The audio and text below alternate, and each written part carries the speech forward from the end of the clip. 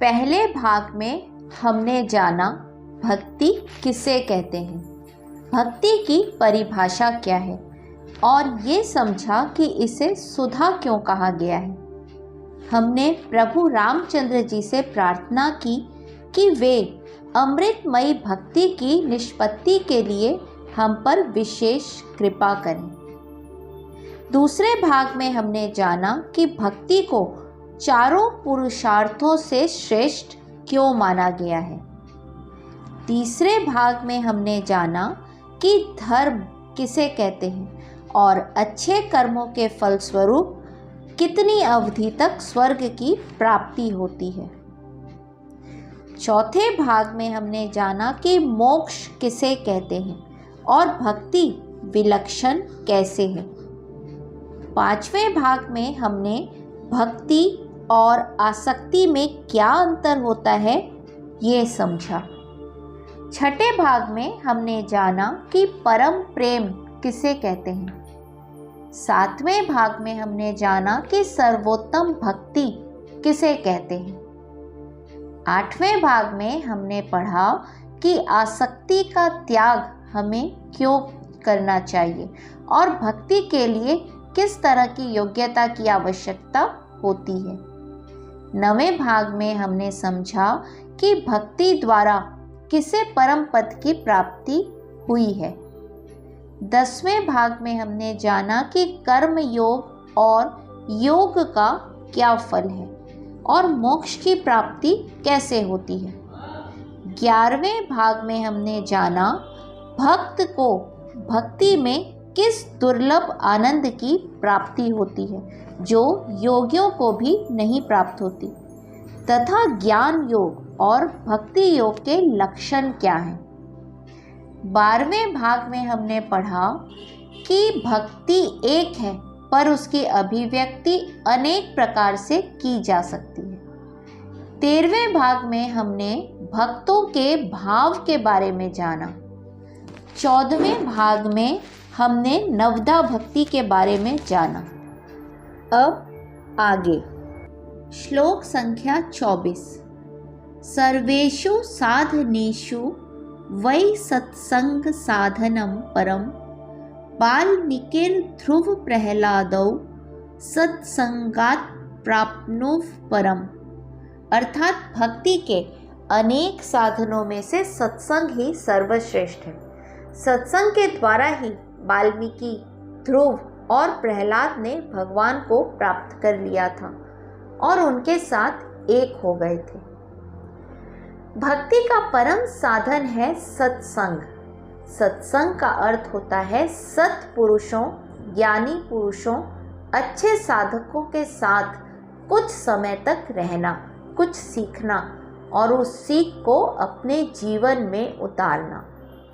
प्रायः यही देखा गया है कि जब आपके मन में तीव्र इच्छा होगी तो आपको उचित समय से सब कुछ उपलब्ध होता चला जाएगा, किंतु इसके लिए सच्ची लगन चाहिए और जब जो साधन मिल जाए उसका उपयोग करना चाहिए।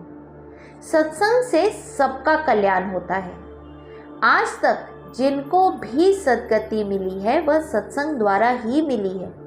प्रहलाद, वाल्मीकि और ध्रुव तीनों को परम पद प्राप्त होने से पहले नारद जी का सत्संग प्राप्त हुआ था।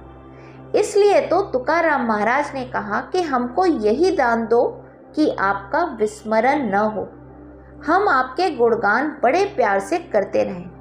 हे प्रभु, हमको धन संपदा नहीं चाहिए, हमें तो आप सत्संग देते रहिए।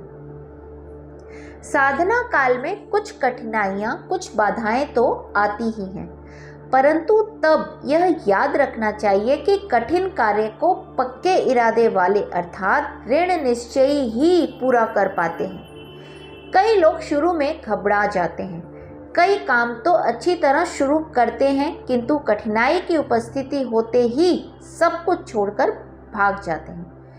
लेकिन कुछ ऐसे होते हैं कि जितनी ज़्यादा कठिनाइयाँ, बाधाएं आएंगी उनका उत्साह उतना ही बढ़ता जाता है। वस्तुतः ऐसे लोग ही जीवन में कुछ प्राप्त भी करते हैं। एक बात समझने की यह है कि जिसे हम विघ्न बाधा कहते हैं वह क्या है।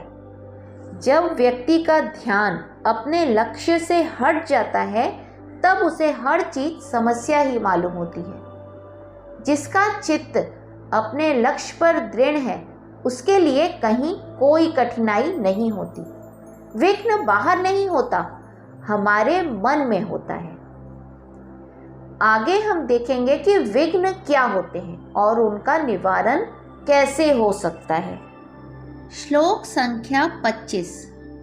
सत्संग सर्वदा कार्यस्य सर्व विघ्न हरो हि सः अहंता ममता विघ्नास्तथैव च सुख स्पृहा। अर्थात व्यक्ति को सदैव सत्संग करते रहना चाहिए। मैं और मेरा अर्थात अहमता और ममता जनित विघ्न तथा सुख की स्पृहा आदि सारे विघ्न सत्संग द्वारा नष्ट होते हैं। मनुष्य को हमेशा सत्संग करना चाहिए। यदि किसी महापुरुष का संग मिल जाए तो बहुत उत्तम, यदि ना मिले तब भी अपने घर में नित्य प्रति नियम से भगवत पूजा करते रहना चाहिए। यह भी एक प्रकार का सत्संग ही होता है। किसी भी प्रकार से भगवान का श्रवण करना चाहिए। आजकल तो YouTube एक बहुत अच्छा माध्यम है सत्संग का। आप अपनी सुविधा अनुसार कभी भी किसी वक्त सत्संग सुन सकते हैं, ज़्यादा से ज़्यादा सुन सकते हैं। सत्संग प्रत्यक्ष अप्रत्यक्ष हर प्रकार से करना चाहिए क्योंकि यह सर्व विघ्नहारी है। सत्संग करते रहने से हमारा लक्ष्य हमारी दृष्टि से ओझल नहीं होने पाता। यदि हमारा ध्यान लक्ष्य से हट गया तो हम संसार में फंस जाएंगे। पर सबसे बड़ा विघ्न तो हमारे अपने अंदर का होता है। साधना इस प्रकार से की जानी चाहिए कि किसी को पता भी न चले। आप बस या ट्रेन किसी की यात्रा करते समय भी मन ही मन भगवान का नाम ले ही सकते हैं। इस प्रकार साधना भी विवेक पूर्वक करनी चाहिए। अपने अंदर के विघ्न हैं अहंकार, देहासक्ति, अपनी साधना के प्रति अभिमान, ममता, मोह इत्यादि। इनके निवारण हेतु स्वयं को भगवान के प्रति पूर्णतया समर्पित करना चाहिए। श्रीमद् भागवत में राजा भरत की कथा आती है।